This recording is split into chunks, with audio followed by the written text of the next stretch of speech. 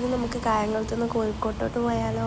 നമ്മളതിന് വേണ്ടി രാവിലെ 5 മണിക്ക് എണീറ്റ് റെഡിയായി 6:30 സ്റ്റേഷനിലെത്തി. 7:30 ട്രെയിൻ പറഞ്ഞിട്ടുണ്ടായിരുന്നത്. പക്ഷെ ട്രെയിൻ വന്നപ്പോൾ 8 മണിയായി.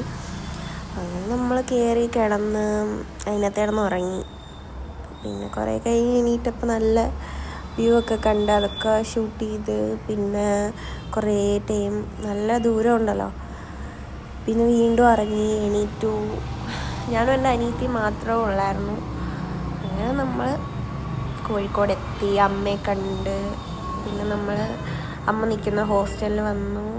എന്നിട്ട് നമ്മൾ പോയി കുളിച്ച് ഫ്രഷായി. പിന്നെ ഫുഡ് കഴിക്കാൻ പോയി. ഫുഡ് കഴിച്ച് പിന്നെ നമ്മൾ പുറത്ത് പോയിട്ടുണ്ടായിരുന്നു SM സ്ട്രീറ്റിൽ. അതിൻ്റെ വ്ളോഗ് പിന്നെ അടുത്ത വീഡിയോ ഇടാം. കാരണം എല്ലാം കൂടെ ഇതിനകത്ത് ഇടാൻ പറ്റത്തില്ല.